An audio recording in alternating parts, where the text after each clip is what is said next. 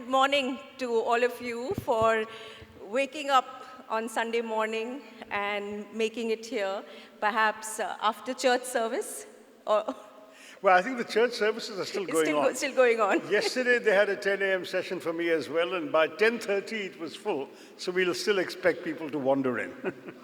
I just want to say that, what can I say? The title of this session is The Great Indian Dream, and sitting in Mumbai, born and brought up in Mumbai, but a Bengali, every time I look at Kerala, I feel that this is the closest India has come to the Great Indian Dream. And it doesn't mean that there are no flaws. Of course, there are flaws, and you're more aware of it than I am. But I really feel that Kerala is the closest India has got to the Great Indian Dream, Dr. Tharoor. Am I romanticizing Kerala? No, there are very many things about that that's true. In fact, I wrote a book in 1997 called India from Midnight to the Millennium, where I pointed out in one chapter the astonishing parallels between the human development indicators of Kerala and those of the United States. It was astonishing. Literacy rate, at that point, Kerala was just behind, now it's ahead of the United States. Maternal mortality, infant mortality, nutrition, number of hospital beds per head of population, number of doctors and nurses per head of population, number of newspapers per head of population. We were absolutely comparable in every respect, but the US per capita income was 22 times larger than ours. And that is ultimately the huge, astonishing thing about Kerala. I remember during COVID, a North Indian doctor who was suffering from a rather serious illness moved to Kerala. And I asked him why. He said, my best chance of not dying anywhere in India is in Kerala. Yeah. That was the kind of reputation that we've actually seriously managed to develop. I have a friend whose brother was visiting in Kumbanad, suddenly was not able to walk, was diagnosed with GBS. I mean, almost immediately, you know, and because he was in Kerala, in Kumbanad, that he managed to get extremely the global levels of health treatment. But enough about, let's zoom out of Kerala for a bit. When we talk about the Great Indian Dream, you know, when I grew up, it was about what the Constitution offered. You know, the idea of India. It took this fractious country, different languages, different people, different levels of economic, empowerment, and it created an ideal to aspire towards. In 2025, what do you think is the Great Indian Dream, given that that is what we started with? Let me rephrase this. Your sound, sorry. Yeah. Would you say that what the Constitution of India gave us, what the founding fathers adopted, was the Great Indian Dream, the seeds or the idea of the Great Indian Dream? You're anticipating my next book. As it happens, it's coming out in May. It's a book called Our Living Constitution. And it's a very short book, and that's precisely the argument I try to make. That, you had this extraordinary country that had been at that point riven by a very violent, nasty, savage, horrific and murderous partition. You'd had 13 million people displaced across the new borders created with the carving out of Pakistan. You'd had this entire challenge of having to integrate 565 princely states. In the midst of all this, you had a bunch of visionary founding fathers and mothers, there were 15 women as well in the Constituent Assembly, who came up with a vision for India that involved not just, as you said, the idea of India, the idea of equality across religion, language, gender, region, and everything else, which was itself a tremendously important idea to affirm at a time when part of the country had been carved out as a state for people of one religion. The fact that the rest said, no, we will stand up for the ideals of the nationalist movement and we will be a country for everybody. In addition to that, you also had 2 or 3 extraordinarily important imperatives. You had the universal franchise. Suddenly, in a country where the British had never given the majority the vote, Out of 300 million Indians in the election of 1946, only 30 million were allowed to vote because you had to have either education or property to be allowed to vote. And our founding fathers and mothers went ahead and said, no, we will give the universal right to vote to everybody. That was a revolutionary idea. Second, you had the notion embedded in the Constitution, which very carefully balanced both community rights and individual rights, but for the first time stressed that an Indian's political identity would not emerge from the predetermined identity given to him or her by birth, again of gender, language, religion, caste, and so on, but would actually be an object of individual agency.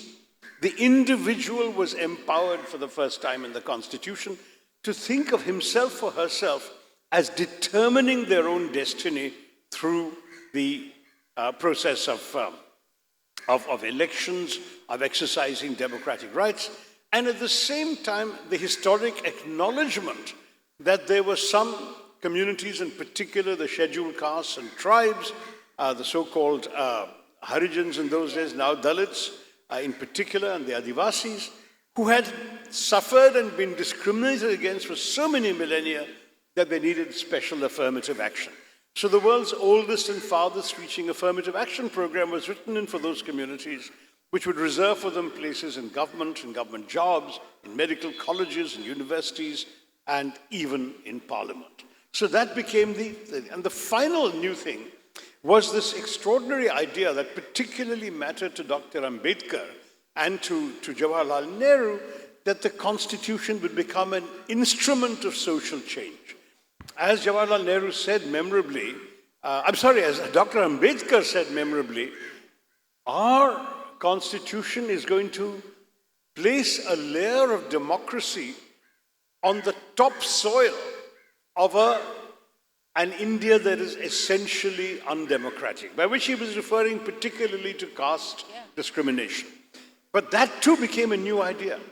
Let us use the rights given by the Constitution to bring about land reform, progressive education, women's equality, reform of other laws and practices, basically drag India, especially rural and village India, into the 20th century through this process. So all of these were hugely important. And there was an additional element in the spirit of the Constitution, which is the preamble, where you had Ambedkar inserting the word fraternity. You know, liberty, equality, fraternity, we all know this from the French Revolution. Yeah. But in India, Ambedkar argued that fraternity had a special meaning. The notion that every one of us is each other's brother or sister was, he felt, a radical idea in a country where we had been riven by caste for too long, and where generations had been conditioned to believe that some were inferior and some were superior because of caste. For them, the idea that you actually had an obligation to promote the spirit of fraternity in order to enjoy your democracy was, for Ambedkar, a profoundly important idea. So all of these things constituted an Indian dream, which I would argue, Anuradha, is still to be fulfilled. It has taken some significant steps towards fulfillment, but we haven't got there yet. Certainly, there's been progress in a number of areas. There have been surprising developments in other areas. If you look at the whole caste phenomenon, on the one hand, you've seen dramatic progress in affirmative action. You've seen, for the first time, who could have imagined for 3,000 years, a Dalit woman ruling India's sort of Hindi, Indo-Gangetic heartland of Uttar Pradesh? But Mayawati has done so 3 times as chief minister, right? And yet we also know that caste has become almost more entrenched than it was when the Constitution was adopted in 1950. And we have actually interpreted caste now as a tool to represent people, rather than as Ambedkar wanted, to annihilate caste. But Dr. Tharoor, isn't,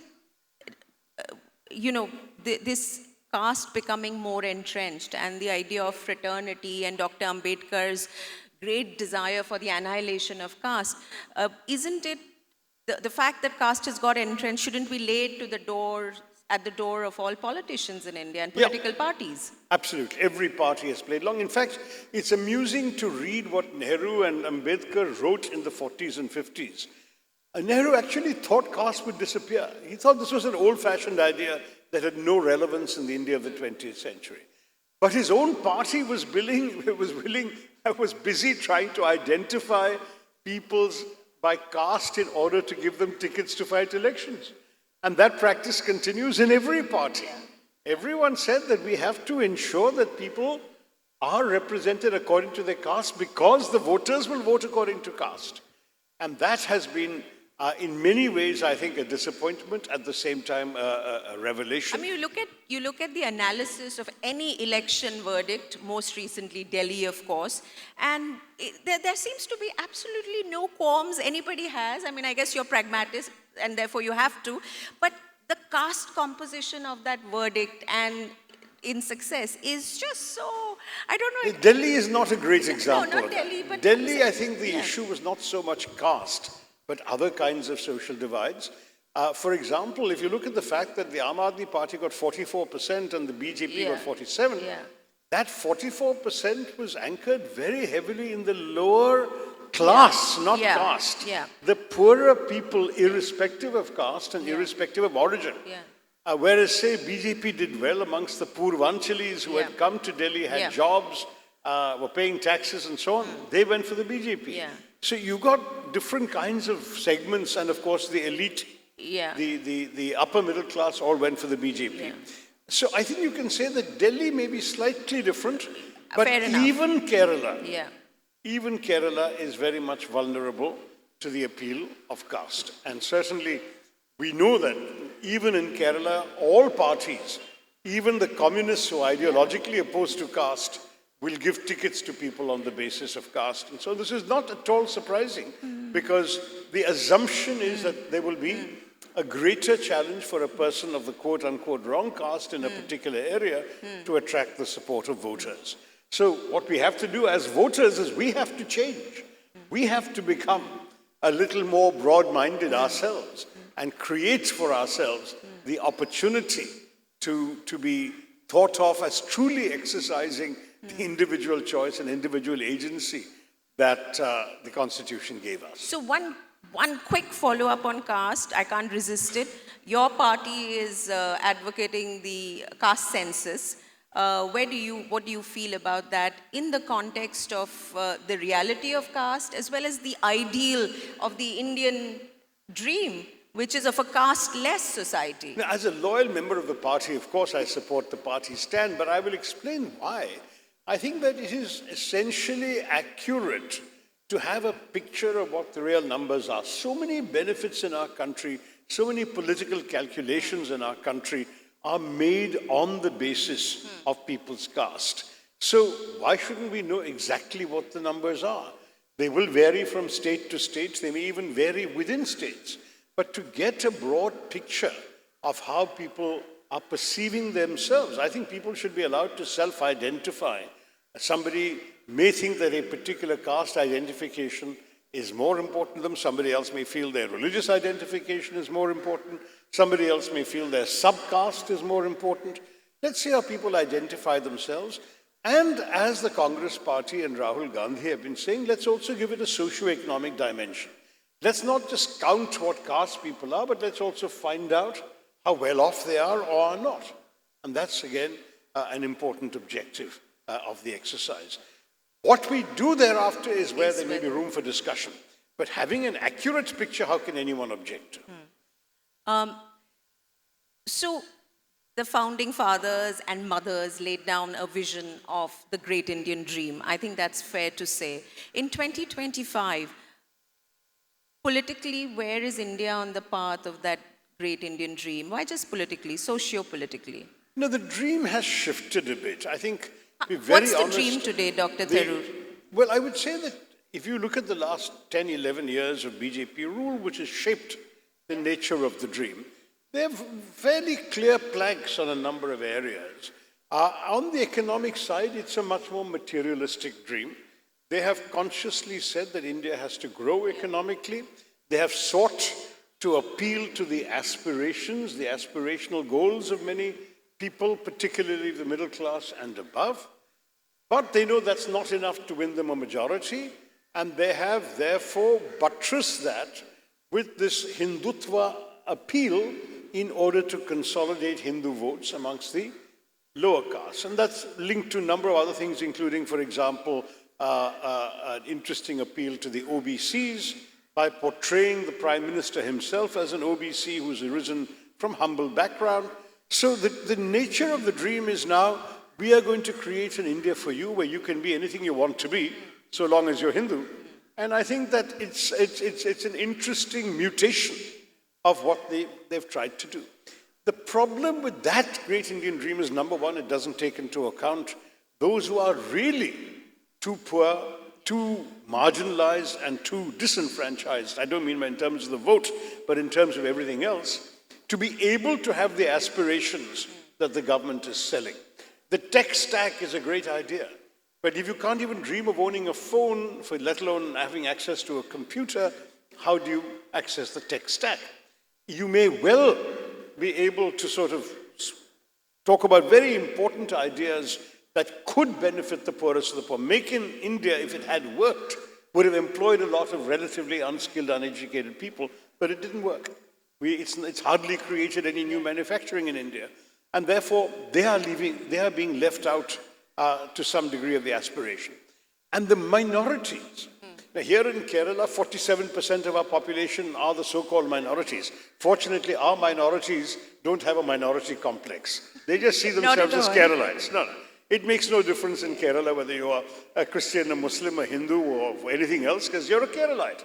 It's the culture that dominates overwhelmingly. Yes, there will be elements in every group that may think differently, but the vast majority of Keralites do not have the kind of consciousness or chip on the shoulder about religion that exists in northern India. So it's a different story here. And for us, our dream is not at all defined by religious identity. It is certainly about how do we manage to ensure that our young people aren't fleeing the state at the first opportunity because there are no jobs here. How do we manage the fact that our economy is in such despair in Kerala that we have the second highest debt of any state in India? How do we manage the fact that we are in a situation where there's practically no manufacturing and that the kind of high-tech industries which would not be a problem to attract to Kerala are not coming in the kinds of quantities and numbers that we need? We are improving. There's been some significant improvements literally in the last year or so in startups, entrepreneurship, IT ventures, and so on. But we still have a long way to go. But those are the kinds of things that dominate our political dialogue. We're not worried too much about, what religion you are and so on and so forth. Once in a while, some controversy will arise and dominate the headlines, like the Sabarimala thing 5 years ago. But thereafter, everyone is back to the kind of society where those human development indicators are high, where we dealt with COVID in a situation where everybody pulled in together.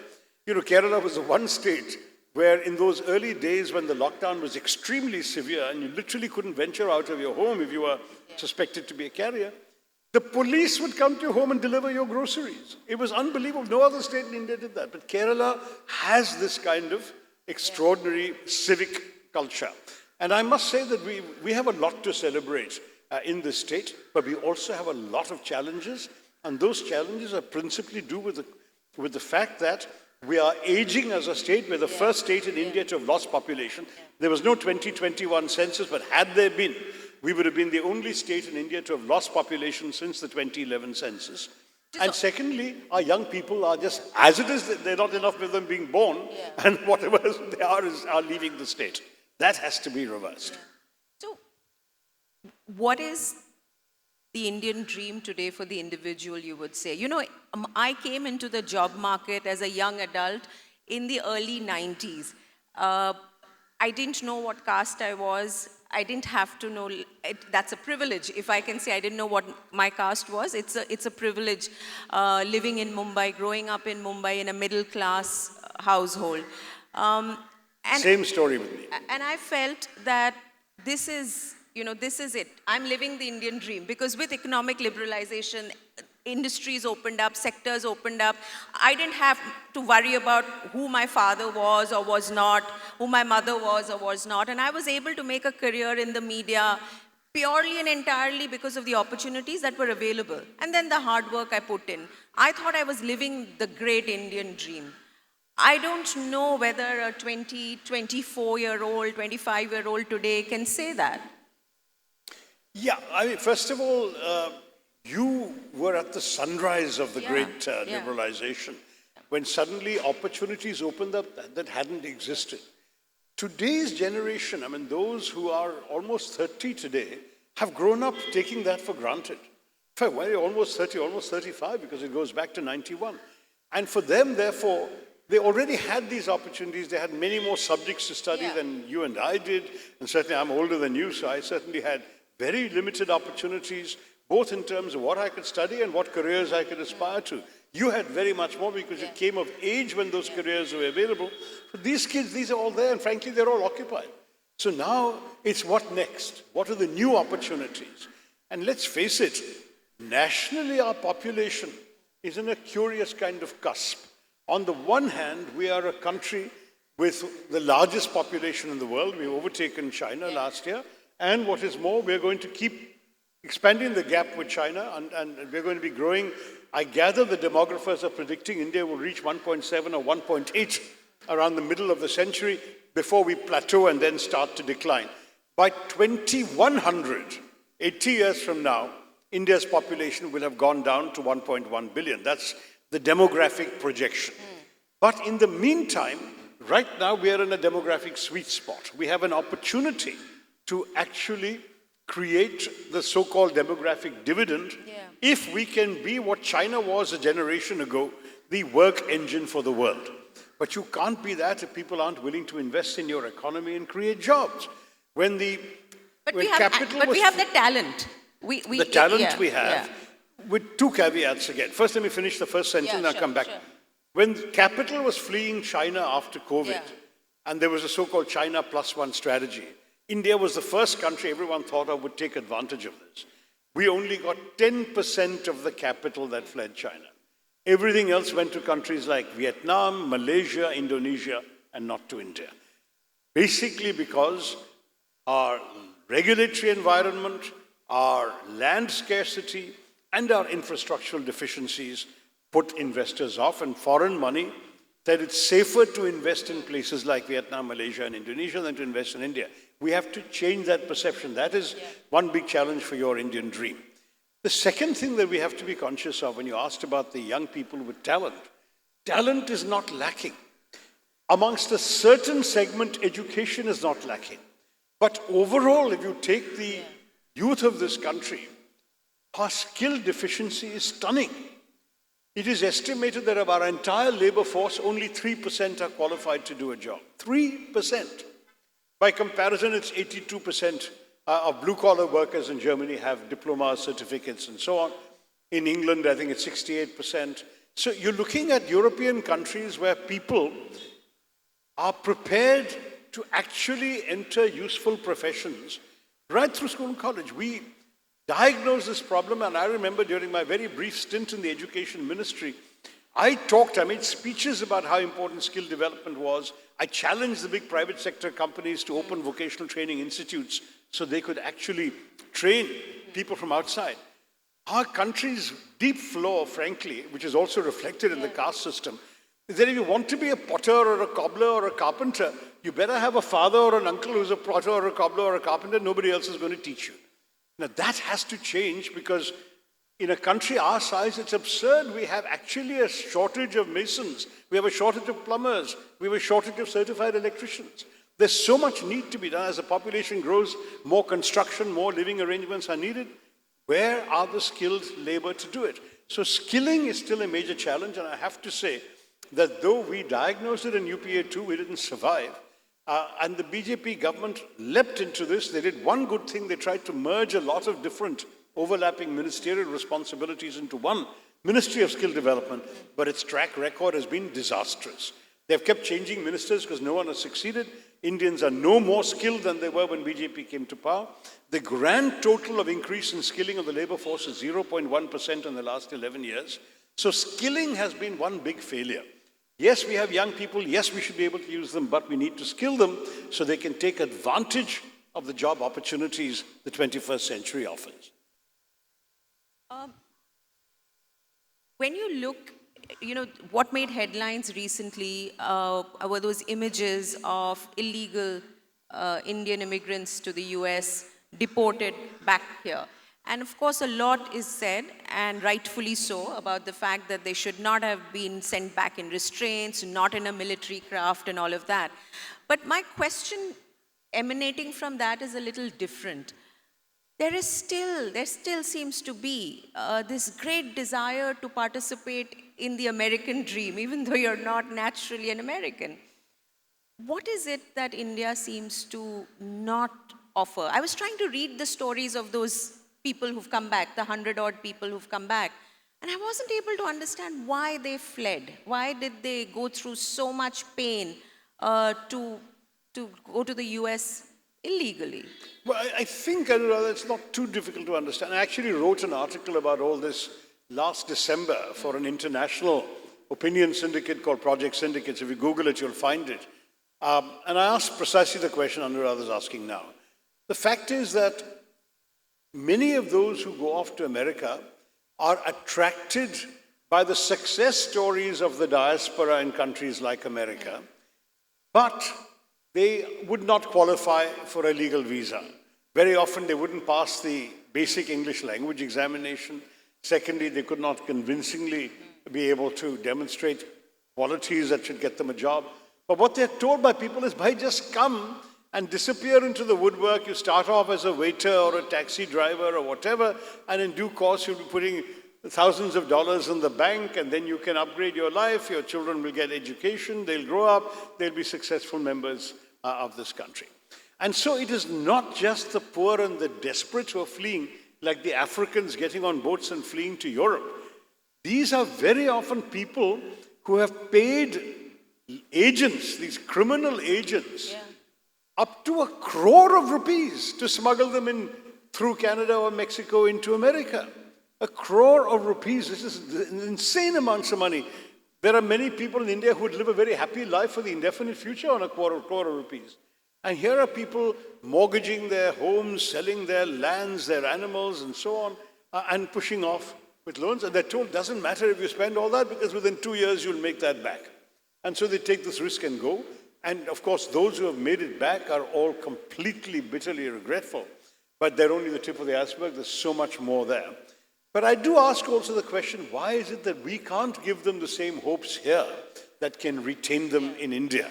And for that, the short answer is we really have to crack this economic growth conundrum, which we haven't done.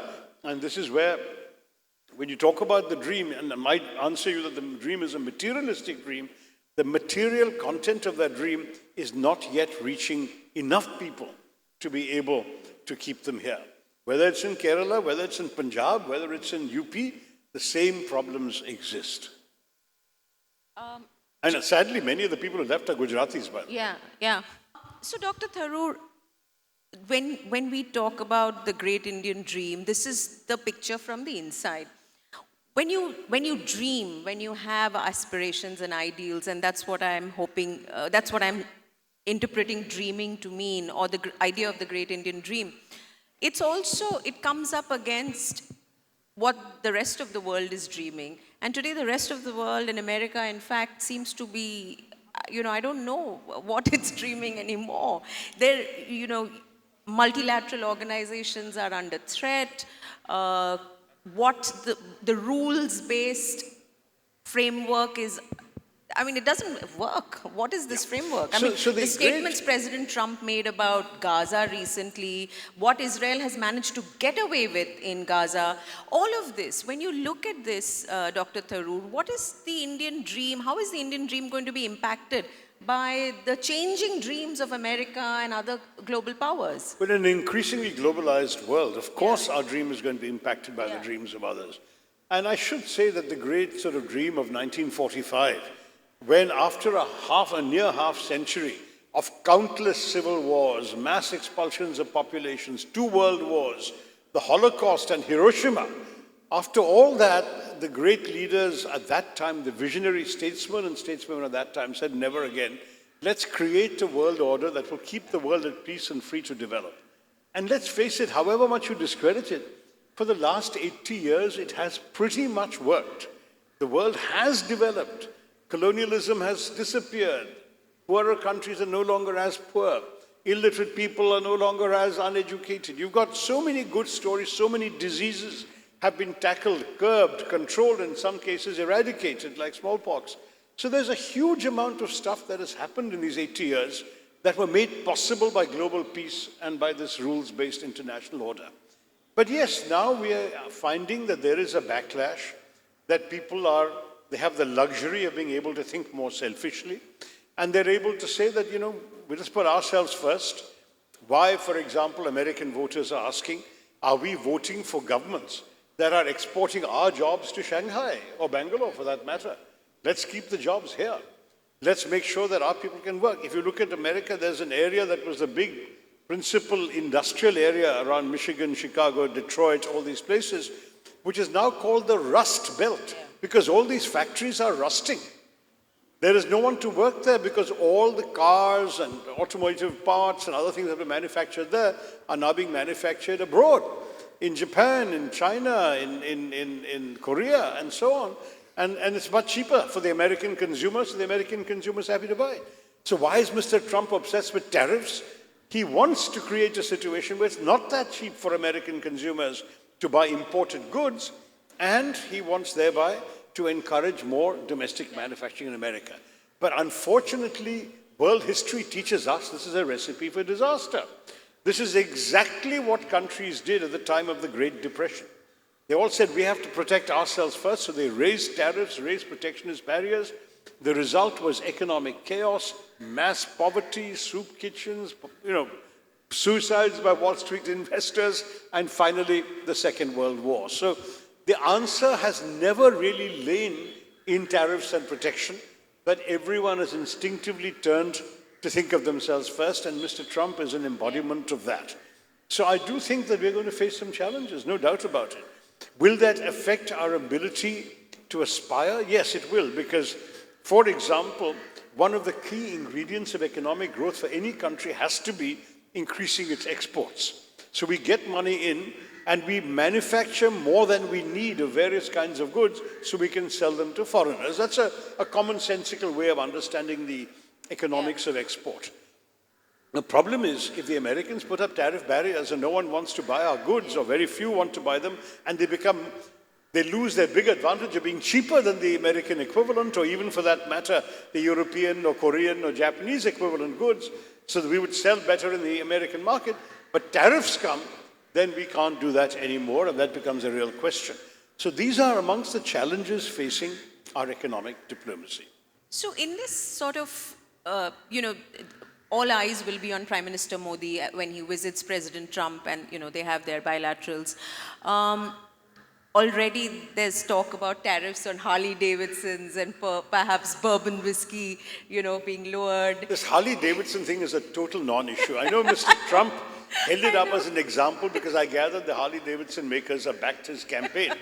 But the truth is, India imported a grand total of 87 for the whole country, Harley Davidsons, in the last 3 years. So if you were going to abolish all tariffs on Harley Davidson, how many people is going to benefit? How many more would Harley Davidson sell? What difference would it make to either India or Harley Davidson? I don't know. But that's an example. I think India will have to look at some of its tariff structures. Frankly, many of us feel, and I said this at the time, though I have to admit even my party disagreed with me, that we should not have avoided joining RCEP, the Regional Comprehensive Economic Partnership that would have come into Asia. Because what happened is, our people said, if we do that, the Chinese will swamp our market. Hello, the Chinese are already swamping our market, and where they're not doing it directly, they're doing it through ASEAN countries. We have a free trade agreement with ASEAN. ASEAN has a free trade agreement with China. So a lot of Chinese goods are coming and being repackaged and making it to India anyway. So we may as well have the benefit of direct access, but equally with RCEP, our manufacturers would have been able to up their exports to those countries, and we could have fought against the non-tariff barriers the Chinese impose on us. So I am very much in favor of much more open trade. This is the whole Jagdish Bhagwati argument, which many of us in this country who've read these speakers, I know there's a big, strong debate about all this. In the 50s and 60s, the feeling was we can't afford free trade because our infant industries will be swamped. By now, after 80 years after independence, almost, or 75, 77, I think we are pretty much now able to tell our industries, you stand on your feet and fight these guys. Manufacture things you can sell them. Don't keep asking for protection and subsidies for exports and all that, which the government has been giving you for too long. And yes, let's support other things. Let's support them giving good jobs. Let's support them actually employing our workers. Let's give incentives for the number of jobs you create. Our country's biggest problem today is lack of jobs. We have the highest youth unemployment in the world. We have the highest unemployment rate of college-educated young people. There is no country with more unemployed college-educated people with college degrees. You know, you've all heard these anecdotes, but they're true. Every time Madhya Pradesh or UP announces a constable vacancy or 100 constable vacancies, which will require an 8th grade pass, an 8th class pass, you get PhDs and MAs applying for this constable And job. in lakhs, like the Lakhs, volume of absolutely. people who apply. Well, PhDs maybe in the hundreds, MAs in the tens of thousands, and then graduates in the lakhs. It's insane. But that's because there are no other jobs for them. So, what is the great Indian dream today that we can aspire to? Look, I've always believed that the core dream for any individual on our planet is what? You need 3 square meals a day. You need to be able to have a roof to protect you from sun and rain. You need to be able to have a healthcare facility or clinic within a short distance, say a 3-kilometer walk from your place of residence. You need to be able to have decent work opportunities for yourself. You need to be able to send your children to a school where they will learn something useful and aspire to something better. And you need to be able to dream of a better life for you and your family. Every human being on the planet has this core basic dream. When you fulfill that, you can have additional dreams and aspirations. And indeed, as that famous poetic line goes, you know, man's reach must exceed his grasp, for what's the heaven for? We must stretch our arms out and look for other opportunities. But at core, at bottom, this is what every Indian should be having. Can we truthfully say that every Indian has this? We know we don't. We know there must be 20% of our population, at a conservative estimate, who cannot take these elements for granted that I mentioned to you, and the real figure may even be higher, because our unemployment rates are completely challengeable. For example, when somebody doesn't have work in the city, tries to get a job, and then goes back to the village and to the farm, he's counted as employed in agriculture, which is nonsense because his agricultural family doesn't need him to do the work. But we don't count him as unemployed. Our real unemployment is even worse as a result than what I was describing to you. So in these circumstances, a lot of our population doesn't have what I'm talking about. And that has to be the basic dream. And I used to always argue when it came to the competition with China, we're not in competition with China. If every Indian has all of these things I've spelled out for you, how do I care if the Chinese has 10 times more? It's not my issue. I want my people to live decent lives. That's what I want. But at the same time, that doesn't mean that I'm naive about China, or I'm naive about the threat they pose to us geopolitically and on the border. No, I take a very hard line on that. But in terms of the dream that we're talking about, it seems to me that we really, really just need to be able to give our people the opportunity to lead decent lives, better lives. And we are not doing a good enough job of that yet. I think we are trying. I'm not one of those who will say that the government is not trying. They are trying, but their success record is patchy at best. Shall we take questions? Yeah, now we can take questions. Can I? Good morning, sir. Yes, sir, you have the mic already. Go ahead. Yeah. It's great to address you, and I really realize that you have been addressing most of the point in terms of dreams in India, and every citizen should have. But I thought I will share my thought process with you of one area which we need to really address. Because we have been seeing even though India has been grown in last 5, 6 decades, and we had a great constitutions, and such a heritage we have. But last 11 years, we have been seeing that it has been condemned in so much way, in my own thoughts. It's purely my views. But I will say that we really need to address one core sector, Which is? which is been there from, we have to really address our children, bringing the upbringing of them with the culture, heritage, and the value addition, which will develop them to be a great human, so that it will not, they will become a great human in future, where they don't think in terms of religion and other things, and which will contribute to a society as well as to a nation into a great way. You're totally That- right, sir. Yeah, That is what the nationalist movement aspired to.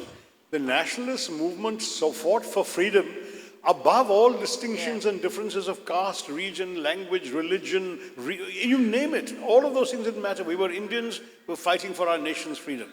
That kind of movement gave us the nation that we have developed into what it is today. And I really,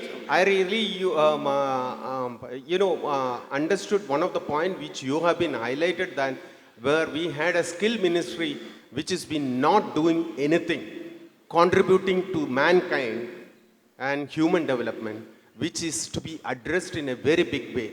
You have been in MP for Parliament for so many years, but I will say you have much more role to do that. Thank you, you sir, giving me opportunity. Thank you very much. Thank you. Thank But you. I should stress that for the 11 of those 16 years, I've been in the opposition. And there are very strong limits as to how much one can try and talk about things, one can try and influence minds, one can try and persuade ministers. But you need power to deliver results, and the people of India have given power to the other party. That's also, so before you reproach me for having been around so long and not delivered all of this, whatever I could deliver for Thiruvananthapuram I have. But I'm afraid at the national level, all I can do is talk. He expects you to be able to do more. He I hope so. hopes you can do If more. the voters allow me to, I will. Thank you. Yes, go ahead. Good morning, Shashi sir. As always, it's a pleasure to listen to you. Thank you. And thank you, Anuradha ma'am, for making the session interesting with the Thank right, you. genuine questions. Thank you. Thank you. So since the topic is the great Indian dream, I guess dream also includes bad dreams, terrible dreams, and nightmares as well. Yes, absolutely. So my question is, Shashi sir, what's your biggest nightmare, the scariest nightmare about Modi government at the center, and your scariest nightmare about Trump administration internationally? Well, look, my nightmare about the government is actually principally about their demonization of minorities. See, I respect ideological difference. If they have a different conception of the nation from I do, and I celebrate our diversity and they prefer more uniformity, they're entitled to do that. And that's where the principal arguments over Hindutva and so on apply. But when it manifests itself in the kind of political rhetoric that has empowered or at least permitted some horrendous excesses to take place against minorities across the country, and particularly in northern India, that is a nightmare, not least for the victims, but for all of us who cherish a certain idea of India. And I mean this very sincerely, because I do talk to people in that ecosystem, and they tell me, look, you can't blame us for extreme incidents.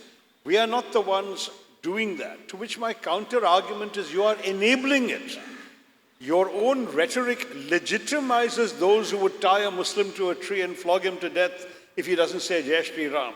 Your own inflammatory language going right up to the highest levels of the party and the government and election campaigns is what permits people to attack certain minority groups, to attack certain religious groups, even to kill people. There have been a number of well-publicized incidents in the last 10, 11 years that were nightmares for the families of the victims.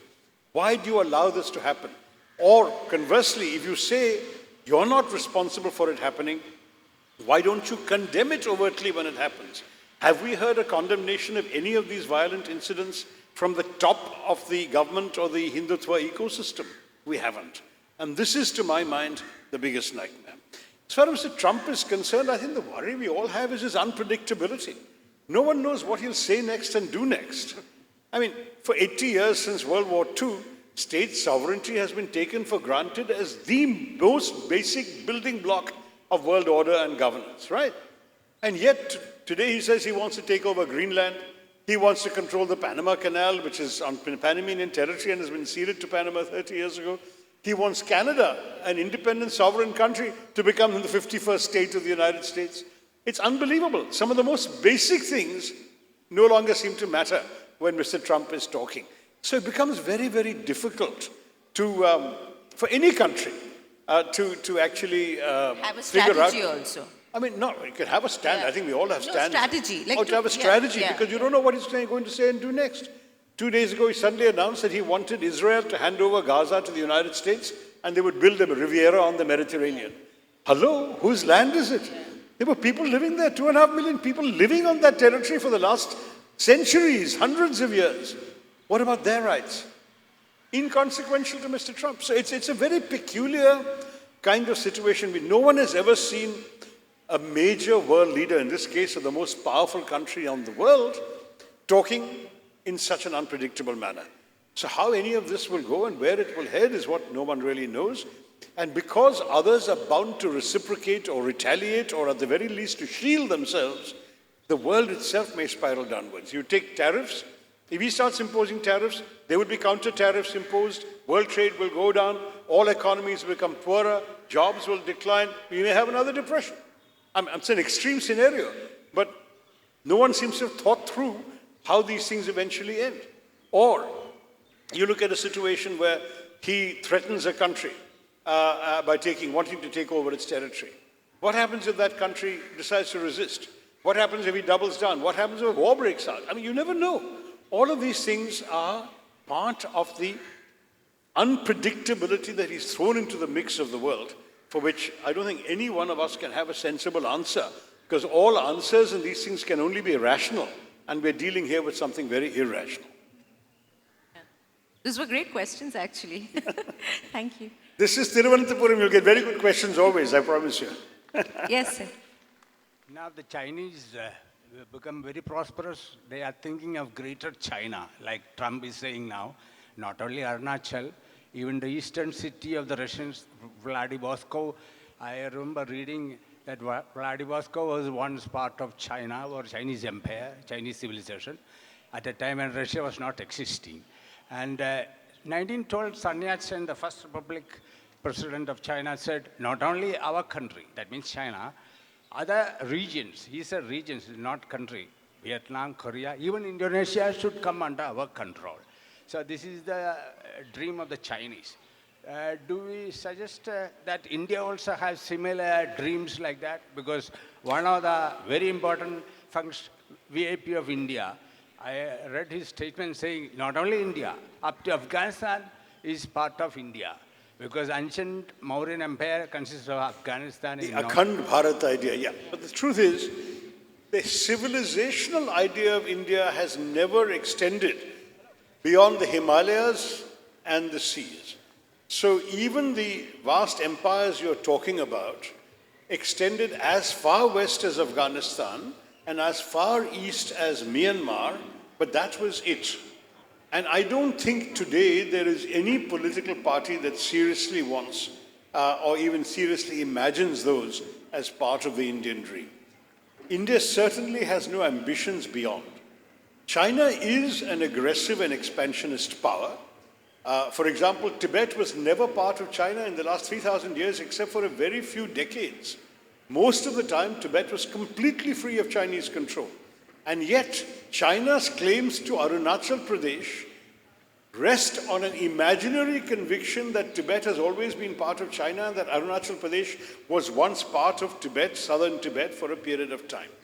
Now, this kind of thing, if you go to history, then what the Chinese are saying is the equivalent of an Indian ruler saying, yes, that we need to take Pakistan, Afghanistan, and all over because the Mauryan Empire did so. That's nonsense. Because some Chinese empire at some time had certain claims does not legitimize those claims today.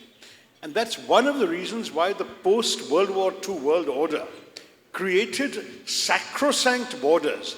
The inviolability of state sovereignty and of state borders was a cardinal principle, precisely because once you open one of these things, everything becomes, you're opening Pandora's box. The Russians have done something quite dangerous by challenging Ukraine's sovereignty for precisely that reason. Because once you challenge one country's sovereignty, what is preventing you from challenging other countries' sovereignties and from other countries challenging their neighbors' sovereignties? You might end up with a free-for-all. We all assume the Third World War would be a kind of nuclear thing that would annihilate the planet. We might end up with a different kind of Third World War of anarchy and a whole bunch of small wars in which various countries are fighting their neighbors. It wouldn't necessarily be one single world war, but a disaggregated collection of chaotic, anarchic military situations. Does anyone want that? I don't think even soldiers don't want to be fighting all the time. Everyone wants peace. In fact, one of the reasons we have a strong army is to dissuade others from attacking us. Not because we want to attack anybody. And where have we ever attacked anybody? Even literally in the last 300 years of recorded history, can you find examples? Forget the Mauryan Empire, but can you find examples, if you like, thereafter, of any Indian empire that consciously thought of itself beyond the civilizational space, or whether we call it Bharat or the Muslim rulers called it Hind or whatever? No, there is no evidence of that. There is no record of that. It's just not been part of the Indian DNA. The desire was always to conquer and control this particular territorial space.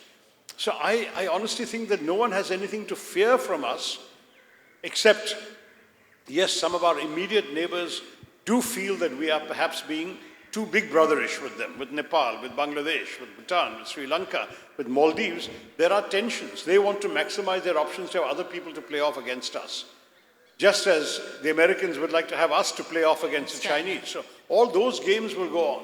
But broadly speaking, we are not an expansionist power, and our ambitions are not of that nature. And so I really wouldn't worry that much about what you've just asked in your question. Thank you, sir. It was a nice conversation. Thank you. Sir, recently I got opportunity to listen the talk of a left intellectual. He was speaking about democracy, the beauty of democracy, socialism, rights and freedom. Then I asked him, sir, my stress is food is important than freedom. So I told him, sir, see China, they have centralized capitalism in China and they are developing, they have become the second best superpower in the world. Next 20 years, they will overtake US. So don't you want us to be like China? He said, oh, yes, I visited the place. Yes, you are true, the development is there, but they don't have freedom. Right. And my question is, sir, because of the socialism and democracy, as you said, after 1930s depression, Keynes was responsible for all these headaches. Keynes, after depression, Keynes started Keynesian theory of pumping money. And after that, 1970, gold standard was over, and again, America started printing money from 1970 to 1980. Now, the thing is, $36 trillion debt to America. Because of this, America is not a capitalist country, it's a socialist country under Biden, and they created $36 trillion debt. Every year, they have to pay $2 trillion debt. So, my question is it time to shift from democratic system to a capitalist system so that we will get more industries, more jobs? And No, sir. I'll tell you why not. First of all, there is no established correlation between lack of democracy and economic growth. Yes, China has grown without democracy. But if you look at Africa, for example, the most prosperous, most fastest growing economy in Africa is Botswana, which has throughout been a very flourishing democracy. If you look at the Western world, Western Europe and America, yes, some would argue that they were less democratic when they began growing, but certainly for more than 100, 150 years, they've all been democracies and they have grown and prospered. So there is no correlation that says only authoritarian countries can grow faster. In the Indian case, what held us back in the first few decades after independence was not democracy, but the kind of system of state control, license permit quota Raj that held us back. When that was lifted, India as a democracy has grown and flourished also. So why would you argue that democracy has held us back? Secondly, there is such a thing as the natural temperament of the people. The Chinese people that I could see, and I made half a dozen visits and talked to as many ordinary people as I could, they have one kind of freedom, and that is the freedom to make money. It's a purely materialist freedom, which is why they're no longer meaningfully a communist or socialist state. They are a state capitalist system, where the state controls everything.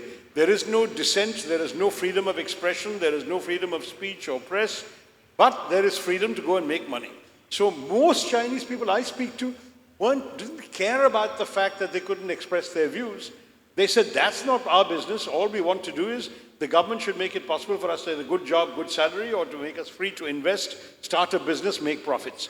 And that they have, and that's all they want, and that's what keeps the government going, even though these people have no right to vote or anything else. So this is the other challenge with the Chinese thing. In the case of China, I'll give you a couple of examples. They had 0 kilometers of 6-lane expressways in 1996. By 2006, they had 150,000 kilometers of 6-lane expressways. How is that possible? Because they literally could draw lines, straight lines on a map, and bulldoze anything in the path. No one could stop them. Doesn't matter if your home was there, doesn't matter if your parents were buried there, doesn't matter if your home was 1,000,000 years old, I mean, whatever, you know what I mean. Entire villages were eradicated when they built their famous Three Gorges Dam. Towns went underwater because they said this is the right place for us to build this dam. They have no right to protest or determine their own future. We are not like that. You try and widen a 2-lane road in Kerala and you know what happens. People will object. People will demand better compensation. People will come and lobby their MLAs and MPs. People will protest. Red flags will come out. People will protest. They will block the roads. They will not let you expand. That is how India is. We are a country where ultimately, if you want to develop, you have to take the people along with you. It took something like 30 years for that gas pipeline to be built from the Kochi port into the neighboring state of, I think it was Karnataka, going through Ernakulam, Malappuram and so on, because of the people's objections in the first few decades. Until people were willing to go along, nothing can be done. And in many ways, to my mind, there is a better formula for 2 reasons. Number one, it means that you have genuinely got the consent of the people for your development. And number 2, it does mean that if you hit roadblocks like this, your system still carries on. The Chinese system depends so much on total compliance that if their smoothly driving vehicle hits a road bump, the axle will break. Their entire system will collapse. The Chinese system rests on a level of authoritarianism, tyranny, and conformity that is simply foreign to our country. It won't happen. So there is no theoretical answer. There are practical answers. What's right for India? We tried the emergency. Look what happened. The people rejected it wholesale. And so ultimately, authoritarianism has very severe limits in a country as large, as diverse, as varied as us, where we want the right to be able to express views about our own future. I guess that's where we have to stop now. Thank you, Dr. Tharu. As always, a pleasure. And thank you for the fantastic questions. Thanks, Anuradha. You Thank really you, ma'am. kept the Thank conversation. you, sir. And as the session comes to an end, I'm again reminded of Dr. Ambedkar. Let me quote him. For successful revolution, it is not enough that there is discontent. What is required is a profound and thorough conviction of the justice, necessity, and importance of political and social rights, unquote. He was somebody who believed that constitutional morality is not just a natural sentiment, it has to be cultivated. And I believe it's conversations like these that make us aware that discontent is not enough, but more to achieve the great Indian dream. and I hope we are not very far from it. Thank you so much, Dr. Tharoor, for your clear and well thought out responses, and a very big thank you to Anuradha Sen-Gupta for taking this conversation forward and keeping it so lively. Thank you, ma'am. It's also time to present the memento to our moderator, and I request Dr. Shashi Tharoor to present the memento as a token of our love and respect to Anuradha Sen-Gupta.